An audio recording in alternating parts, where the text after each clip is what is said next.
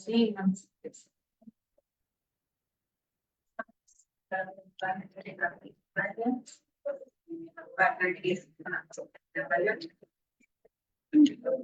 Muy buenas noches, les saluda Lorena, asesora consultoría internacional pública privada SIP. Agradezco la participación acá de ustedes al curso de anestesiología en perros, gatos y roedores, que estará a cargo de la médica veterinaria Ángela Parra. Para el buen desarrollo de esta ponencia les dejo algunas recomendaciones. Por favor, mantén su micrófono y cámara apagada, a menos que el ponente solicite su participación. Asimismo, para los participantes que deseen solicitar la clase grabada en materias de estudio certificado, les estaré dejando el número en el chat. Cualquier duda o consulta que tengan, responderá el ponente al finalizar la ponencia. Buenas noches, médica Ángela, le doy paso a su ponencia.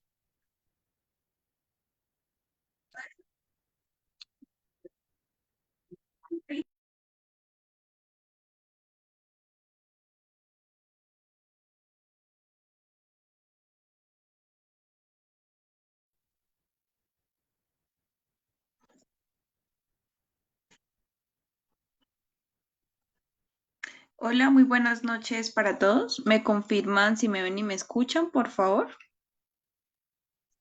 Sí se le escucha bien. Listo. Ya les comparto la pantalla para iniciar la ponencia.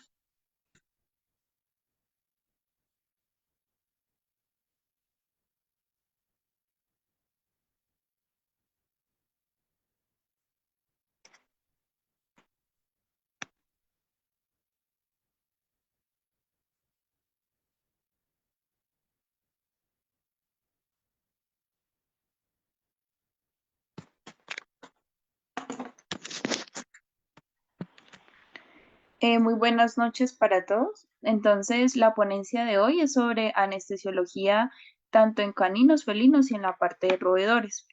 Eh, para iniciar, les voy a explicar los módulos en los cuales nos vamos a centrar en la clase de hoy. La primera va a ser la anatomía y fisiología específica tanto en las tres especies. La segunda, los agentes anestésicos y las técnicas de administración. El tercer módulo, monitorización y mantenimiento de la parte de los anestésicos.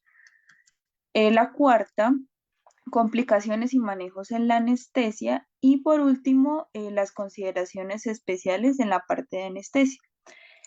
Para recordar, por favor, lo como dijo mi compañera, mantener los micrófonos y los audios apagados y al final pues le respondo a cualquier duda o inquietud que tenga.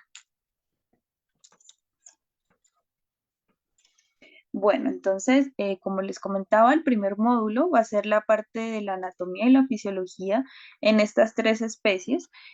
Lo único como tal que varía, pues, es como tal el tamaño, ¿sí?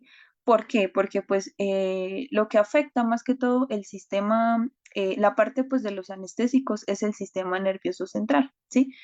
Y en conjunto, más que todo, pues en los roedores, a comparación de los caninos y felinos, por el tamaño y por de pronto por la calidad, bueno, uno por el tamaño y por la complicación, ya que sus venas son demasiado pequeñas y cortas, su única anestesia, pues más que todo va a ser a través de la parte inhalatoria, que ya más adelante pues les explico en detalle cómo se administraría y cuáles serían los pasos a seguir. Entonces, y aparte, pues en comparación con los caninos y los felinos, en ellos sí se pueden administrar tanto inhalada como activa, que sería pues como la más recomendable para estas especies. Entonces, más que todo la parte anestésica, entrándonos un poco pues para la parte anatómica, tenemos que centrarnos en la parte del sistema nervioso central.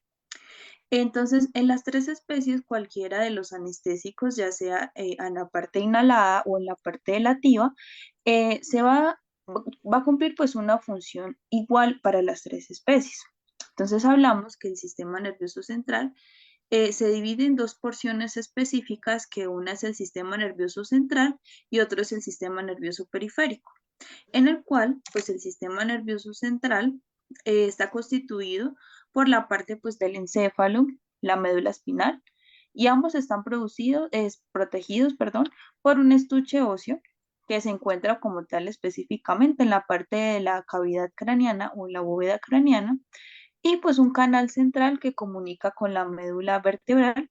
En consecuencia, pues me ayuda como la amortiguación de choques contra los huesos que puedan sufrir, ya sea por algún tipo de traumatismo o por la movilidad de cualquier parte.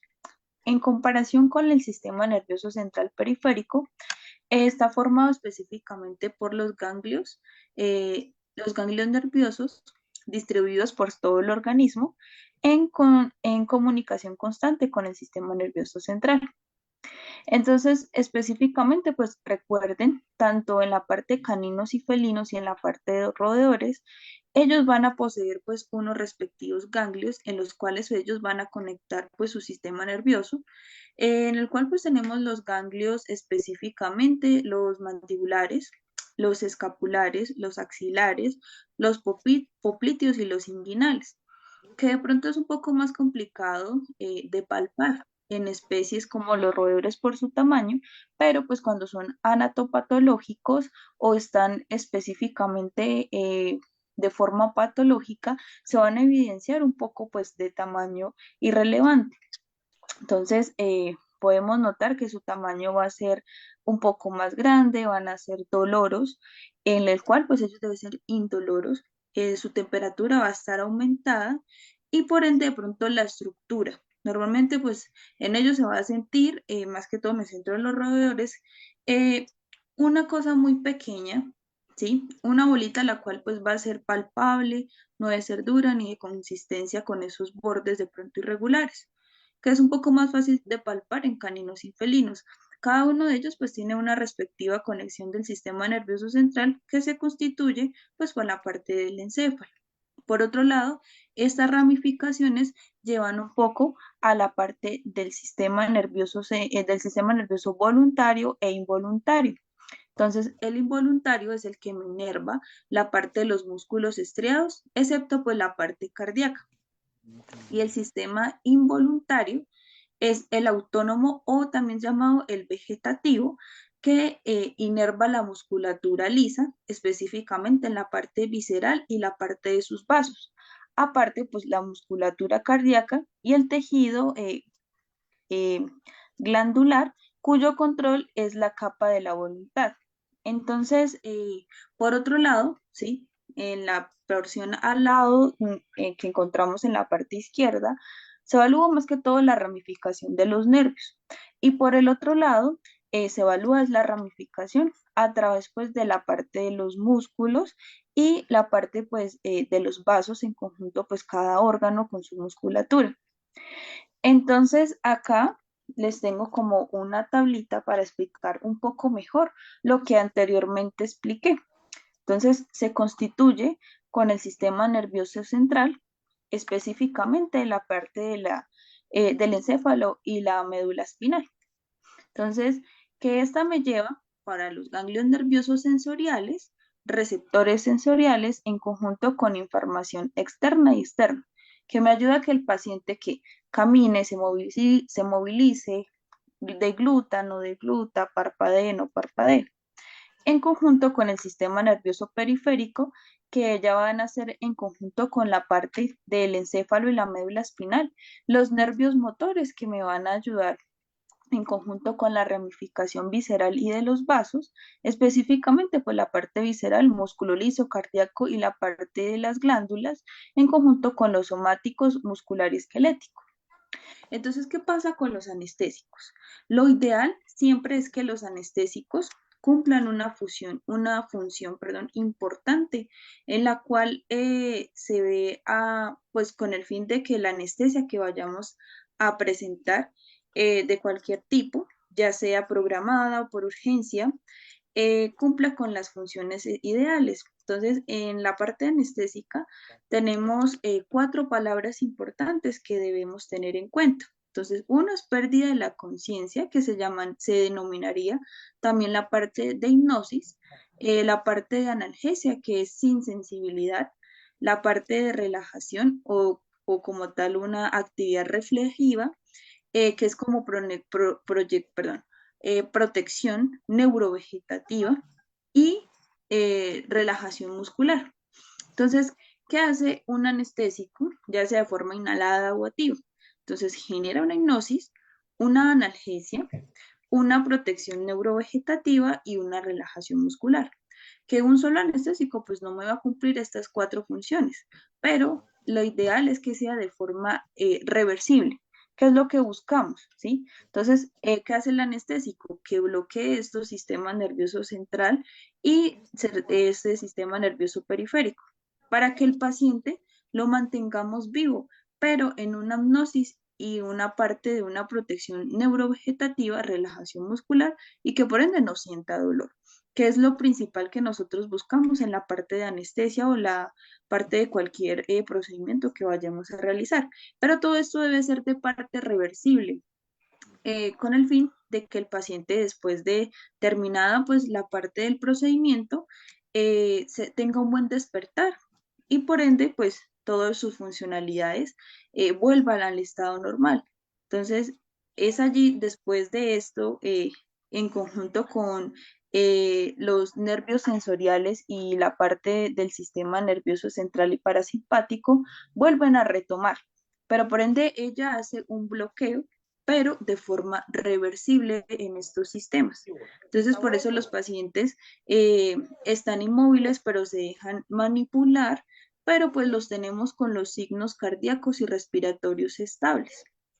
Entonces, específicamente el anestésico en estas tres especies se involucra a través del sistema nervioso central. Aparte, pues en cualquiera de estas especies con el fin de que el paciente, pues, como les comento, lo importante, pues, no sentir dolor y poder trabajar. Más que todo, pues ahí vamos en comparación con el tiempo. Entonces, normalmente, ya ahorita les explico la durabilidad de cualquier anestésico, va muy de la mano en conjunto con la administración necesaria y el tiempo ideal para que la parte del cirujano cumpla pues su función de realizar cualquier procedimiento, pero pues como la parte de anestesiólogos, mantener el paciente estable y en un plano ideal durante el procedimiento quirúrgico. Entonces, ese es como un abrebocas para no alargarme mucho respecto a la parte de anatomía y fisiología, que son los puntos centrales en los cuales los anestésicos van a generar como tal alguna alteración a nivel sistémica de cada una de estas especies. Por favor, me colaboran con los audios. La garganta.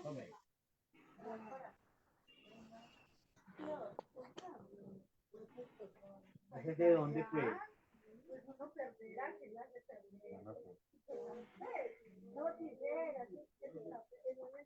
Por favor, me colaboran con los audios para seguir la ponencia.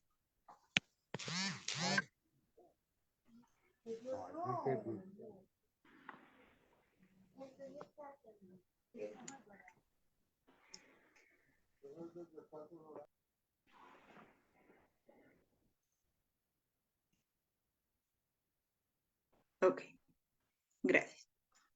Bueno, entonces ahora hablamos del segundo módulo, que son los agentes anestésicos y las técnicas de administración. Entonces, en la parte de los caninos y felinos, contamos con estas venas, las cuales podemos canalizar y por ende, pues podemos administrar tanto líquidos como medicación y aparte algunos anestésicos. Entonces, en la parte pues de los caninos y felinos tenemos pues la vena yugular, como se evidencia en la primera imagen. Eh, Tenemos dos, tanto la izquierda como la derecha, en la cual, pues, como pueden ver reflejados en la imagen, se realiza un torniquete en la parte, pues, como tal de la vena yugular, iniciando como tal la parte del retorno cardíaco, en el cual pues se va a brotar y por ende pues se va a dejar la parte de la visualización. Para poderla de pronto observar de forma correcta es la posición del paciente.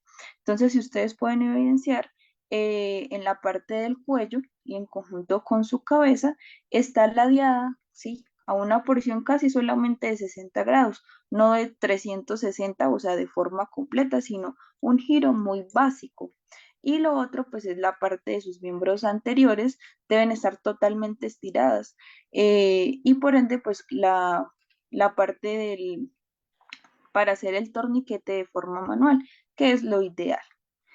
Más que todo esto se usa más que todo en chiquitines, me refiero en pacientes que son de pronto menores a 4 meses o a 3 meses, que de pronto la vena que de pronto se nota un poco mejor va a ser la parte de la yugular. Lo mismo en los felinos. O si no, pues de pronto para toma de muestras también sería pues la ideal. Por otro lado, tenemos la vena cefálica, que sería en la parte de los miembros anteriores, que es la más común. También pues podemos contar con ambas manos, la derecha o la izquierda de los miembros anteriores. La vena safena sería la parte de la vena de los miembros posteriores, que también pues es de fácil visualización, más que todo en pacientes de mayor tamaño, mayor a 10 o sí, de 10 a 20 kilos o hasta más. Y por último, la vena medial, que esta más que todo pues se deja como en última opción, ya que pues en esta pues no dura mucho la vía porque el paciente por ende pues estira, hace flexión, extensión de estos miembros y por ende la vía pues no, de pronto no es de mejor acceso, pero pues se tomaría como en última opción para poder de pronto medicar el paciente o poder administrar algún medicamento. Los implementos que necesitaríamos para eh, estas vías sería un torniquete, que normalmente este también lo utilizan en la parte pues de los auxiliares, tanto de enfermería o como de veterinario. Llegado el caso pues de que no lo podamos adquirir, también se puede con una Kelly curva recta o un mosquito en conjunto pues con un guante o una liga para realizar pues la presión respectiva y que la vena pues se pueda brotar y por ende la canalización respectiva. Y recuerden pues siempre hacer una tricotomía y una antisepsia antes de pues administrar la parte de las vías. Por otro lado, entonces acá hablamos un poco pues de los yelcos antes de incluir un poco la parte de roedores. Entonces, acá pues tenemos diferentes yelcos para las especies dependiendo de los tamaños. El que más se utiliza en silvestres o en animales no convencionales es el morado, ya que tiene un calibre mucho menor y una parte de su yelco y la guía es mucho más corta y delgada para esas venas que son relativamente muy mínimas. La parte de los yelcos amarillos, de color amarillo, se usa más que todo para pacientes que son de pesos de 2 kilos hacia 10 kilos, llegado el caso.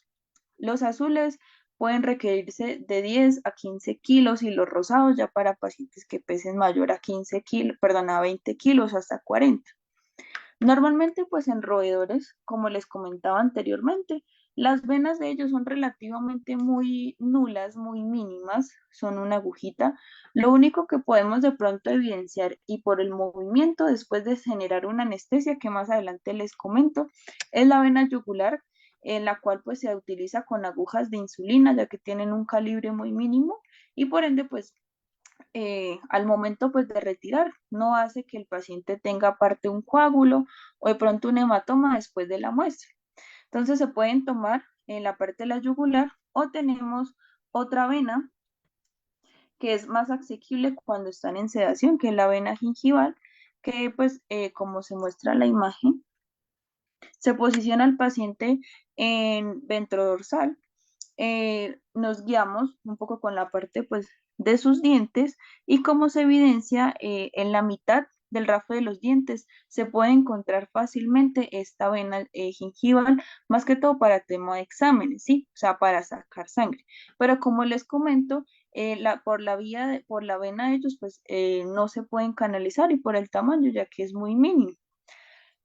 Em, Hay otros pues que son ya unos ratones de pronto rusos que son más grandes, más asequibles, que pesan bastante tamaño. Ellos se pueden canalizar desde la parte de la cola, la vena coccigia, que es pues un poco más fácil de detectar. Pero digamos para estos roedores, la verdad pues es casi nulo ya que pues como les comentaba, el yelco rosado, el yelco morado pues es el más pequeño, pero para la vena de ellos la verdad pues es demasiado grande, ¿sí? Entonces, aquí les tengo solamente pues las vías de acceso. En ellas son solamente para toma de muestras, no para administrar ningún tipo de medicamento. Existen varias jeringas, ¿sí? De 1 ml, de 2, de 3, de 4, hasta de 5 o de 20, en el cual pues en algunas ocasiones las dosis para los roedores son demasiado pequeñas. Entonces, si el paciente requiere una dosis de 0,05 miligramos, podemos acudir a una jeringa de insulina, que es la más práctica. Normalmente ella viene de 0,1 hasta 1, o hay otras que dicen 10, 20, 30, y a veces de pronto nos podemos perder. Entonces, para esas dosis de 0,05, que en algunas ocasiones nos dan en estas especies muy pequeñas, la dosis que se puede medir es con esta jeringa de insulina. Entonces sería la mitad del 0,1 o la mitad del 10. Entonces allí es donde pues se puede medir. Si es una dosis de 0,1, pues ahí pues la aguja de insulina nos nombra, o a veces se dicen 10, y ya es de 2,5, pues ya podemos adquirir una jeringa de 2 o de 3, y si ya son dosis mucho más altas, pues ahí está la cantidad de las jeringas. Pero hay algunas dosis, más que todo en roedores, que son muy chiquitas, muy pequeñas, y para medirlas sería la única manera con las agujas de insulina, que se aplican ya sea de forma subcutánea o intramuscular en la parte del músculo popliteo, que es donde hay pues más cantidad de pronto de cantidad muscular para estas especies. Entonces esas serían las técnicas de administración. Acá ya vamos a entrar en la parte de los agentes anestésicos. Entonces, para los agentes anestésicos, antes de entrar un poco en la parte de los anestésicos, voy a hablarles un poco de la parte de los tranquilizantes. Entonces, tenemos la parte de los anticolinérgicos, o la familia de los anticolinérgicos. Eh, Son medicamentos pues que van a bloquear específicamente los receptores muscarínicos. Se utilizan para distribuir las secreciones o reflejos vagales, y por ende pueden ocasionar midriasis y relajación del músculo liso visceral. Entonces, como les comentaba anteriormente, en la primera diapositiva, que hay una concentración específicamente en el sistema nervioso central y en el sistema nervioso central parasimpático. Entonces, la idea es buscar medicamentos que me bloqueen y que me relajen de forma reversible los músculos viscerales, y aparte, pues, por ende, que sea de fácil manejo. Entonces, aquí pues tenemos un ejemplo. Entonces, por ende, aparte puede disminuir el peristaltismo y las contracciones de la vejiga. Son útiles cuando se emplean medicamentos para aumentar las secreciones de la ketamina. Ya más adelante les explico un poco de este anestésico. Entonces, la atropina y el glicopirrolato. Entonces, la atropina aparte pues se usa en emergencia, pacientes que de pronto eh, tengan alguna complicación, que ya más adelante también les explico estas complicaciones, que disminuya la frecuencia cardíaca. Más que todo, se puede aplicar la atropina o el glicopirrolato. Entonces, me hace que si el paciente tiene una taquipnea, me produzca pues una bradicardia, me produzca una taquicardia. Entonces, más que todo en roedores, como ellos no tenemos una vía disponible de absceso, endovenosa se aplica directamente al corazón. Entonces, la parte pues de este medicamento se puede aplicar después de la quinta costilla de estos pacientes para poderla aplicar. De resto, en la parte de los caninos y felinos se puede administrar en dosis endovenosa. Y llegado el caso, en casos pues extremos también se puede aplicar intracardíaca. Entonces, la dosis como tal pues aproximadamente nos puede durar 1 hora a nivel endovenoso. Si es directamente de emergencia, nos va a durar solamente entre 10 a 15 minutos. El efecto para que me aumente la taquicardia y luego el cuerpo se regule. Las dosis que podemos implementar de los agentes anestésicos preanestésicos es de 0,02 a 0,04 de forma intramuscular, endovenoso, o cada 6 o 8 horas. El glicopirrolato hace el mismo efecto, sino que este produce efecto sedante, en cambio la atropina no, que es la única diferencia.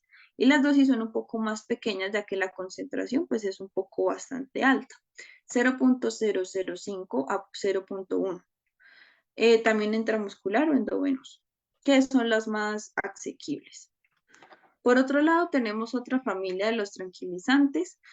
Hablamos que son depresores del sistema nervioso central. Entonces van a actuar específicamente como antagonistas competitivos de los receptores específicamente de dopamina, alfa, muscarínicos e histamina o serotonina. Entonces, aquí ya va entrando un poco en el sistema nervioso central que como tal va a bloquear, ¿cierto? Como les comentaba en primera instancia. Entonces tenemos en la familia de las fenotiacinas. Entonces ellos poseen una acción antiemética y potencializan la acción de los anestésicos en general y pueden causar pues relajación del músculo liso gastrointestinal. Por otro lado, pues me puede causar alguna hipotensión, hipotermia y por ende distonía si disminuye la parte de las hormonas reproductoras o alterando el ciclo estral. Si ustedes me preguntan, pues lo que yo llevo pues de práctica, estas fenotiacinas, por ende, pues no me afectan, por el momento no me han aumentado, retrasado o alterado el sistema reproductor o el ciclo estral, más que todo pues de las hembras, ¿sí? Que de pronto les aumenten el celo, les llegue más rápido el celo. En lo personal, pues no evidencia, sino que pues la literatura sí lo nombra bastante, pero por el momento les puedo decir que personalmente en la práctica que llevo no me ha afectado pues la parte reproductora. Entonces la más conocida pues es la cepromacina. Eh, la cepromacina, las dosis en caninos y la misma es para los felinos a dosis de 0.02 a 2 miligramos. Lo ideal, bueno, hay unas que vienen en gotas, otras no, se aplicarían pues en la parte de endovenoso, ¿cierto? O intramuscular llegado el caso. La clorpromacina en caninos es de 3.3 miligramos y las dosis en gatos, bueno, o hay otra dosis que es de 0,2 a 4 miligramos. Esta ya se utilizaría en forma intramuscular o endovenoso, la anterior es vía oral. En felinos es de 0,2 a 0,4 de forma subcutánea o intramuscular. Hay otro medicamento de la misma familia de las fenotiacinas que se llama propiopromacina. Normalmente este no está disponible en Colombia, pero de pronto pues en el país que me estén viendo se puede de pronto conseguir. Este viene de dosis de 1.1 a 4.4 miligramos cada 24 a 12 horas intramuscular, tanto en caninos como en felinos. Por otro lado, hablamos de las benzodiazepinas, que son pues como las más seguras, por así decirlo. Normalmente, pues ellas son depresores del sistema nervioso central, actúan como antagonistas de los receptores de benzodiazepinas y potencializan los receptores del GABA, que principalmente son neurotransmisores inhibidores del sistema nervioso central. Las benzodiazepinas en general se van a fijar en sitios específicos del sistema nervioso central. Entonces, tienen una afinidad estrecha por la relajación que me van a potencializar la parte de la tranquilización de mi paciente. Entonces, posee su efecto de relajación muscular, la parte de hipnosis y por ende se clasifican en tres grupos. El diazepam, en dosis tanto en caninos como en felinos, de 0,3 a 0,5. Lo ideal es que siempre sean pues de forma endovenosa. El midazolam a dosis de 0.1 a 0.5 y el solazepam, que también se conoce como el soletil, que tiene dos fármacos en uno, que es el solazepam y la tiletamina, para complementar el soletil. Las dosis de inducción en caninos es de 7.5 a 25 miligramos y de mantenimiento se pueden utilizar de 2.5 a 12.5. La parte de la inducción a nivel de felinos de 5 a 15 y de mantenimiento de 1.5 hasta 7.5. Lo ideal es que sea de forma endovenosa. Los tres tranquilizantes, las tres familias, lo ideal de pronto si son dosis muy pequeñas, lo ideal es diluir estas dosis al menos en una jeringa de 3 ml y pasarlos endovenoso lento por lo menos más de un minuto, con el fin de no tener de pronto alteraciones o terapia de choque, que el paciente pues en vez de recibir estos alcances a nivel del sistema nervioso central, como relajación del músculo, potencializar la parte de la tranquilización, sino que me generen un shock, delirio y el paciente entre en shock, que lo ideal es que siempre sea de forma lenta a nivel endovenoso. Las otras que también son bastante conocidas son los receptores de los agonistas A2. Entonces, normalmente pues ellas me estimulan estos receptores A2 que son específicamente presinápticos y me disminuyen la liberación de las catecolaminas e inhiben la conducción motora de de las fibras intervertebrales que me causan pues relajación muscular, la parte de sedación, de analgesia y por ende me potencializan otros receptores del sistema nervioso central, como la ketamina y la tiletamina, que ya son anestésicos en general. Eh, Además, pues produce un efecto de analgesia y de sedación.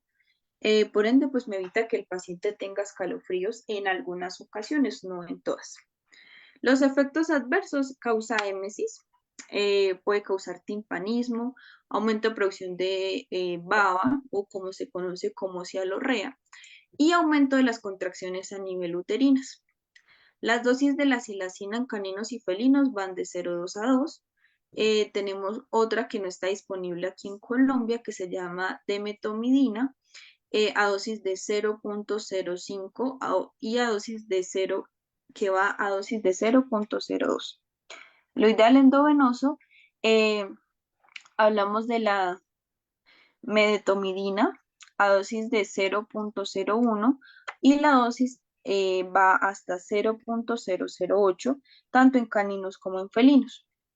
La dexmetomidina también es bastante segura, las dosis en caninos de 20 a 40 y de felinos puede ir hasta casi 40 a nivel endovenoso. Entonces, los tranquilizantes que les comenté, si ustedes vieron, pues no hay dosis a nivel de roedores, ya que pues en ellos, como les comentaba anteriormente, se producen más que todo pues anestesias inhaladas, que es como lo más seguro en ellos, antes de cualquier medicación para ellos, ya que podemos generar una terapia de choque o hasta intoxicación. Más que todo pues se utilizan caninos y felinos. Acá sí les tengo unas dosis en roedores que son para la parte de los analgésicos. Como les comentaba anteriormente, un solo anestésico no me va a producir la triada anestésica que más adelante se las explico para cumplir como tal el estado de o mantener en plano mi paciente en el momento de cirugía. Entonces, hablamos que tenemos 5 grupos de antiinflamatorios no esteroidales que me ayudan pues con el dolor. Entonces tenemos el carprofeno, que se usa más que todo para enfermedades agudas o crónicas, más que todo pues para la parte ósea, como una artritis, un problema de piel, una compresión medular. Me ayuda mucho con la parte de las articulaciones y de la parte de los huesos. En caninos se puede implementar dosis de 2,2 de forma subcutánea o endovenosa cada 12 horas. O también se puede implementar dosis hasta 4,4 cada 24 horas y el dolor pues de pronto es un poco más intenso. En dosis de felinos de 4 cada 24 horas, lo ideal es que cualquier antiinflamatorio sea por máximo 4 días. Cualquiera de estos 5 que les menciono, si lo utilizamos más de este tiempo, nos puede causar a largo plazo una úlcera a nivel gástrica. Entonces, lo ideal es que sea por estos días. La parte de roedores, la dosis se puede implementar de 5 miligramos cada 24 horas. Lo ideal es que sea subcutáneo. El Flumixin Megumin, hay dosis, se me olvidó. Bueno, normalmente los gatos son tóxicos a este flunexin, ya que ellos en la parte del hígado no poseen un receptor que me pueda ayudar a eliminar este antiinflamatorio no esteroidal y por ende el paciente se puede intoxicar casi irreversiblemente, produciendo daños hepáticos o renales a futuro o en el mismo momento. Más que todo en caninos se utiliza terapia de pronto de shock o septicemia cuando son dolores de pronto ya más crónicos. se pueden implementar a dosis de 0,5 a 1 intramuscular, endovenoso subcutánea por 3 días. En gatos, como les comento, las dosis son relativamente muy pequeñas, llegado el caso, pero normalmente no se utilizan, ya que producen de pronto, como les digo, intoxicación. Y lo mismo en roedores no se puede aplicar. El ketoprofeno es para intervenciones también para la parte ortopédica y se puede, si se utiliza mucho tiempo, más de 4 días, como les comenté, me puede causar nefrotoxicidad. Entonces, para dolor agudo en caninos, se puede utilizar de 1 a 2, cuando son dolores crónicos de 0,5 a 1 por 3 días. El ketoprofeno también tiene contraindicaciones en felinos. También en algunas ocasiones puede causar nefrotoxicidad en lo mismo. El meloxicam pues es el más utilizado y el más común. Me sirve para todo tipo de dolor. Entonces, en caninos se puede utilizar a dosis de 0,1 a 0,2 cada 24 horas, en felinos de 1 o pueden implementar la curva de dosis alta y al segundo día la pueden disminuir a la mitad, como se ha reflejado en gatos, de 1 a 0,5. Y en roedores se puede aplicar de 0,1 a 3 miligramos cada 24 horas de forma subcutánea. Recuerden, máximo 4 días. La dipirona, como tal, pues ella me causa un efecto analgésico más no antiinflamatorio. Entonces la podemos utilizar en ese efecto. En caninos y en felinos, cuando hay cuadros febriles, que normalmente pues se usa cuando hay hipertermia, a dosis de 28. Llegado el caso, lo quiere usar en dosis efecto analgésico, se puede utilizar de 20 a 18 miligramos endovenoso. Entonces, como les comento, los más utilizados que son más seguros para roedores son el carprofeno y el meloxicam, que me va a cumplir y emplear pues todo tipo de dolor, llegado el caso que lo querramos implementar. Ahora pues nos vamos a centrar un poco en la parte de los anestésicos, ya hablando un poco de la parte de preanestesia. ¿Cuáles serían los anestésicos ideales en caninos y en felinos?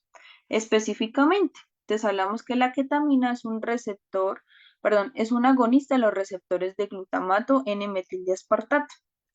Entonces, él como tal me va a bloquear la parte neuronal de serotonina, de dopamina, norepinefrina, que va a causar pues una disociación del sistema nervioso central que me va a producir una analgesia de este opiáceo. La dosis que podemos implementar en caninos es de 5 a 20 y de felinos es de 2 a 25. Lo ideal es que siempre se maneje a nivel endovenoso, ¿cierto? La ketamina en algunas ocasiones por pacientes agresivos se puede utilizar de forma mejor intramuscular en algunas ocasiones. Como tal, pues los efectos adversos, él me puede causar pues aumento de la saliva, cialorrea, disminución de la parte, perdón, hay un aumento del gasto cardíaco y por ende me va a bloquear o inhibir los reflejos laríngeos. Por otro lado, pues puede hacer que el paciente tenga broncoespasmos por lo mismo y está contraindicado en pacientes que tienen aumentos de la presión intracraneal, problemas oculares y me puede generar pues alteraciones secundarias o empeorar el cuadro del paciente. El más conocido pues es el propofol, que es el otro anestésico. Este pues es de acción corta. Normalmente la ketamina pues sí me produce un efecto más que todo casi hasta de media hora dependiendo del paciente. El propofol es de acción corta, casi hasta 10 minutos como mínimo o máximo, perdón, o hasta 15 llegado el caso. Como tal, pues es el más seguro, tiene una recuperación más tranquila y por ende me deprime el sistema nervioso central y por ende me aumenta el GABA para potencializar que el paciente esté en plano.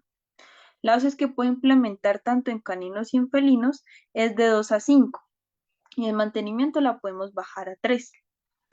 ¿Qué efectos de pronto pueden causar? Normalmente él sí produce un efecto bastante radical a nivel respiratorio, causando una apnea progresiva, que el paciente se torne cianótico, que no respire, por lo mismo si se pasa de pronto muy rápido el anestésico. Él no me va a producir analgesia, en cambio la ketamina sí. Me produce, llegado al caso, un poco de émesis, de vómito y me va a disminuir la presión intraocular.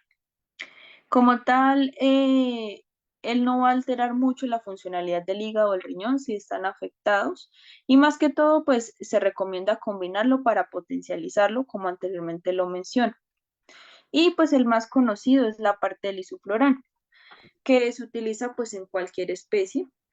Entonces, más que todo, él se absorbe vía pulmonar a través pues de los gases y es un líquido como tal no volátil. Entonces, la función está en la concentración alveolar mínima. Entonces, ¿qué pasa? Él genera pues unos puentes de hidrógeno que se llama clatratos, que como tal pues está combinado con el sistema nervioso central. Entonces, esto hace que haya una disminución de la permeabilidad del intercambio icónico, de la conductibilidad respiratoria. Entonces, por ende, me bloquea la fosforilización y disminuye la reducción de oxígeno y por ende hay que conectar el paciente a una ventilación mecánica en conjunto pues con la parte del isoflurano. El más conocido es el isoflurano, que como tal pues él no me causa tanta depresión cardíaca ni por ende respiratorio y tampoco pues como tal la presión arterial. Es uno pues de los más seguros a nivel también cardíaco, pero pues sí posee efectos de eh, como tal de asociación cerebral menor, pero por ende me causa pues la misma relajación. La concentración alveolar mínima varía en cada especie, más que todo en en caninos de 1,3, en gatos de 1,6 y en roedores de 2. Entonces, dependiendo de esto, pues el paciente, vamos a ver en qué porción pues se puede como tal eh, seguir como tal su cuadro o plano anestésico. Hablamos del tercer módulo, que sería monitorización y mantenimiento anestésico.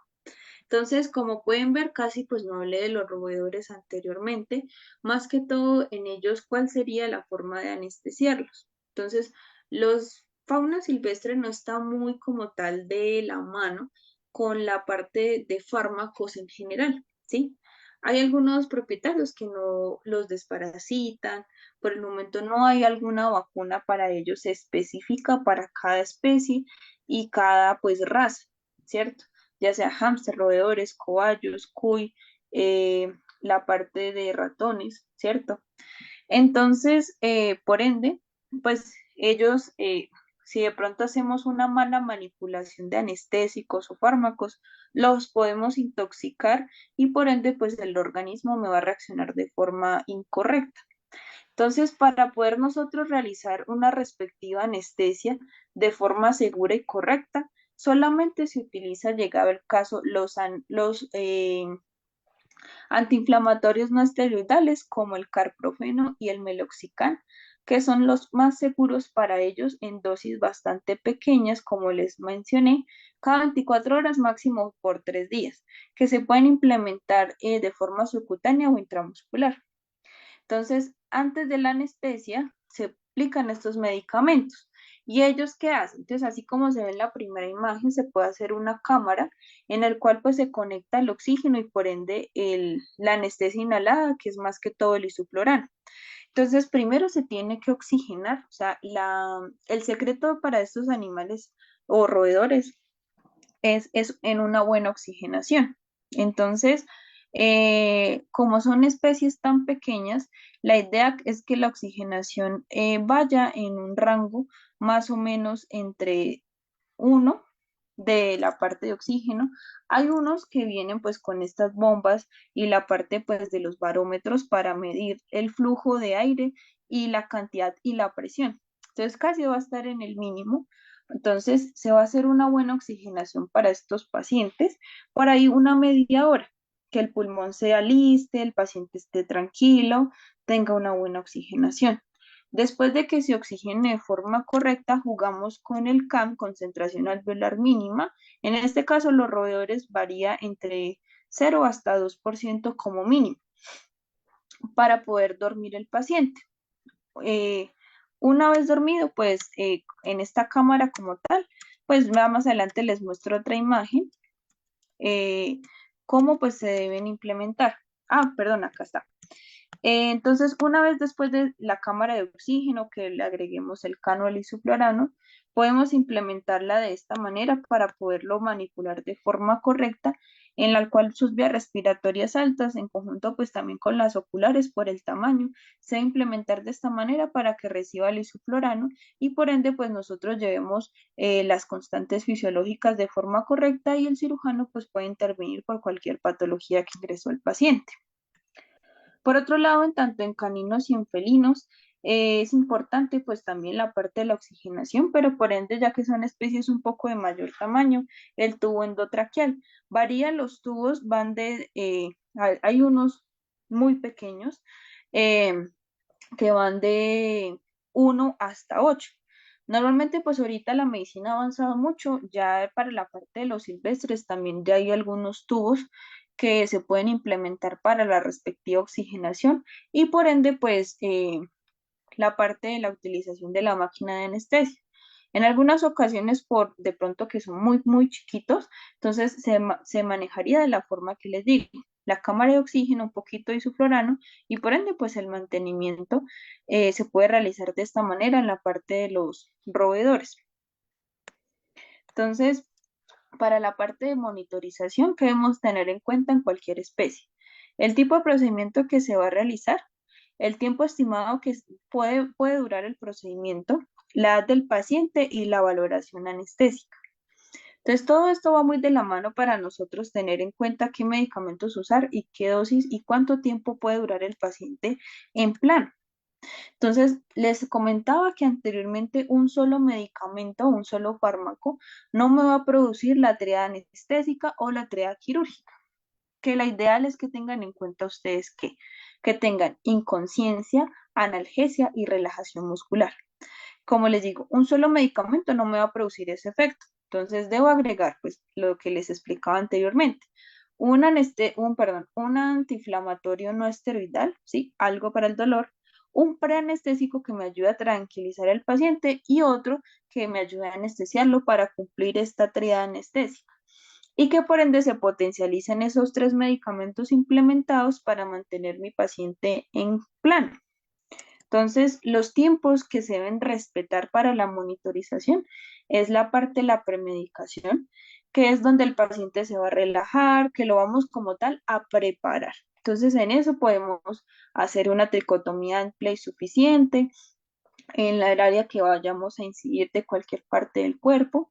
En la inducción ya el paciente pues ya va a cumplir la triada, se va a manipular más fácil, va a tener una relajación muscular y por ende se va a movilizar un poco mejor, pues se va a dejar manipular mejor, perdón. Entonces ahí ya lo podemos intubar, oxigenar y por último el mantenimiento, que es mantener el paciente en plano todo el tiempo en conjunto con los medicamentos anteriores. El cuarto viene siendo las complicaciones y el manejo. Entonces, aquí específicamente lo que debemos mantener es el paciente vivo y que no sienta dolor. Entonces, ¿qué significa vivo? Que la parte de sus constantes de temperatura, frecuencia cardíaca y respiratoria se mantengan estables todo el tiempo, tanto en el momento desde que hacemos la premedicación hasta el despertar posoperatorio de mi paciente. Entonces, aquí les tengo los grupos caninos, felinos y roedores. En los felinos, grupos tanto de paciente joven como paciente geriátrico.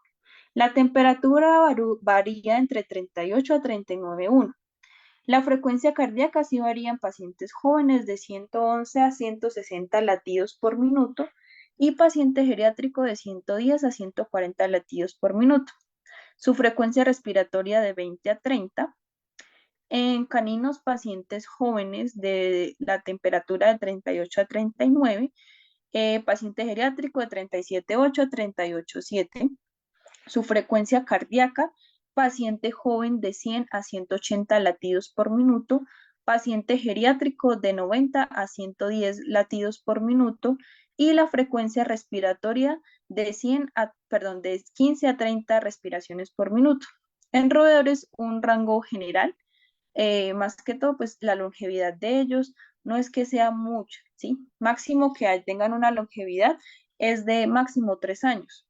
Entonces, normal se categoriza como paciente pues joven, temperatura de 37,5, frecuencia respiratoria cardíaca de 110 a 250 y frecuencia respiratoria de 42 a 104 respiraciones por minuto. Por otro lado, debemos tener en cuenta pues la saturación de oxígeno. Es importante que nuestro paciente tenga una oxigenación correcta, debe oscilar entre de 100 a 98, que es la parte normal. Si disminuye entre un 80, de 95 a 80, pues el paciente generaría una hipoxemia, y menor a 80 ya sería una severa hipoxia, en el cual pues que tengo que suministrar de pronto fluidoterapia, corrección de temperatura, ¿sí? Entonces todo va muy de la mano con las constantes fisiológicas que anteriormente les mencioné, y por ende va a variar pues la saturación. Si el paciente pues nos pide un poco más de fluidos, si nos pide un poco de dextrosa, si nos pide de pronto que el paciente le agreguemos medicamentos de emergencia, ya sea atropina, adrenalina, Vivirán, o si hay un sangrado, pues también va muy de la mano con el cirujano agregar pues quercetol o ácido tranexámico para disminuir la hemorragia. Pero pues todo va muy de la mano, no solamente que les pueda nombrar algo en general, sino todo, pues puede hacer una complicación anestésica.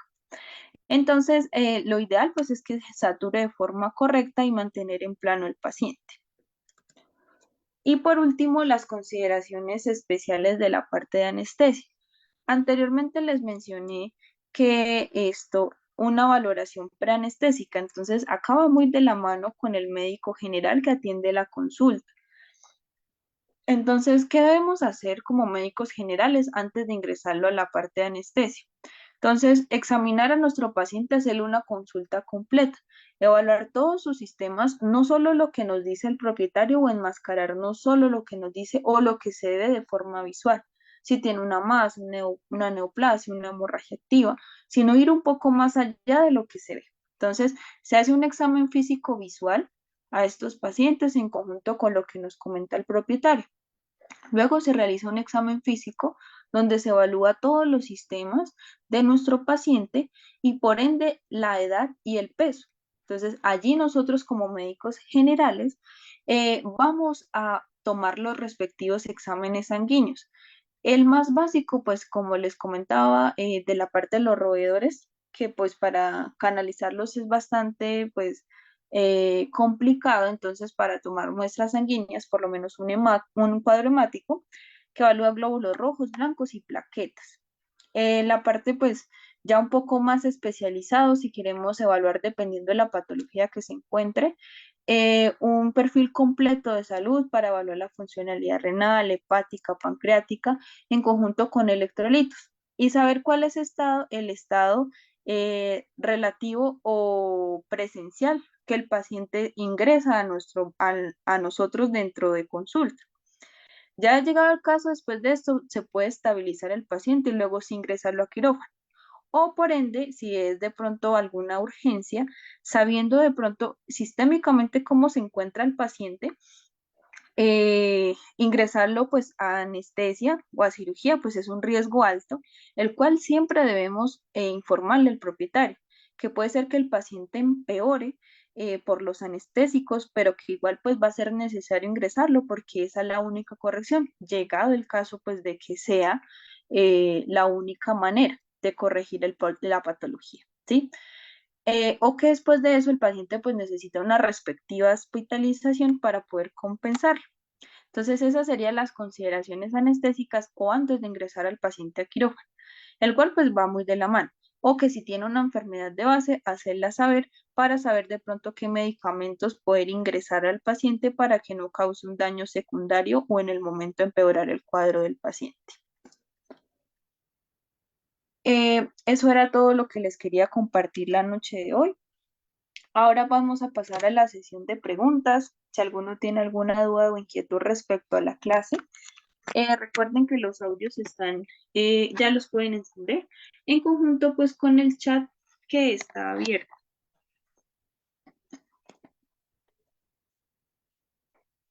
Entonces, no sé si alguno tiene alguna duda o inquietud.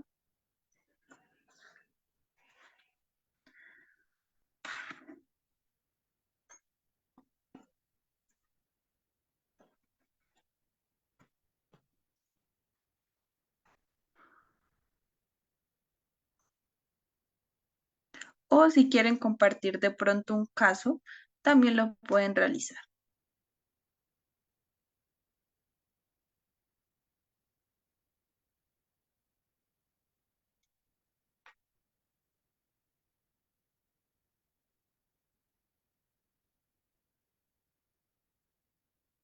Me preguntan por el chat que si en roedores no se les puede aplicar sedantes como la ketamina.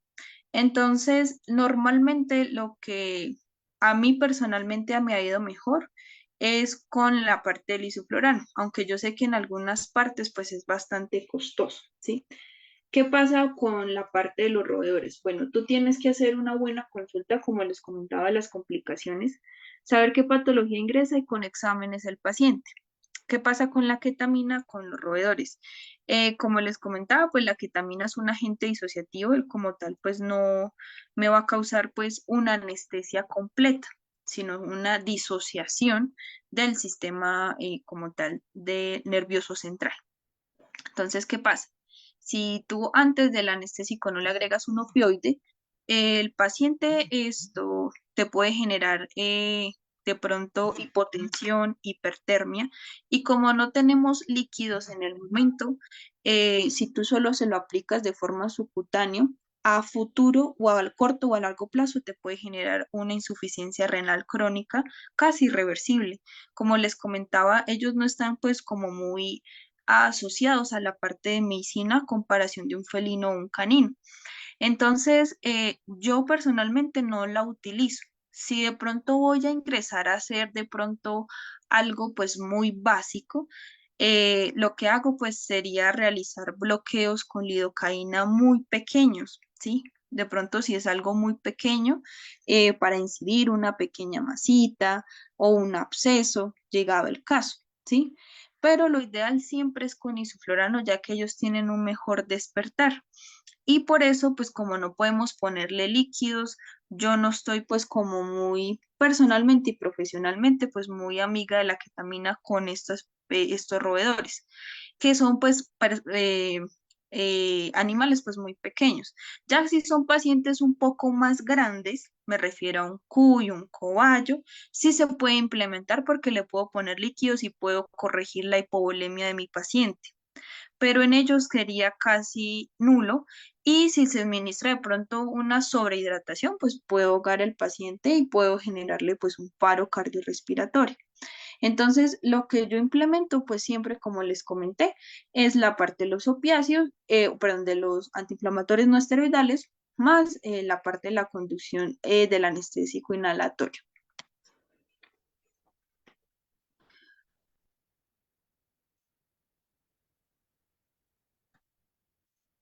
En felinos, como comentaba, ellos son, el producto tóxico va a ser el flunixin megumin, ya que ellos a nivel a nivel hepático no procesan esa enzima, entonces puede generar intoxicación. Entonces tu felino puede generar incoordinaciones, puede generar, ¿qué otro efecto te digo? Nistagmos, problemas hepáticos como una hepatitis, entonces por ende puede ser algo secundario el medicamento.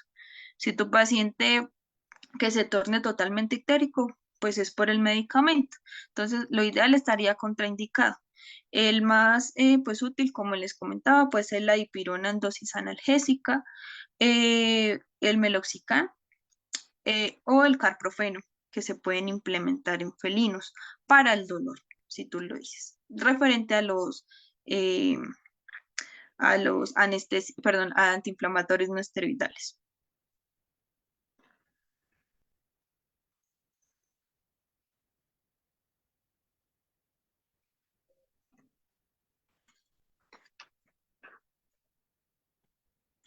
¿Alguno tiene alguna otra pregunta antes de finalizar la charla?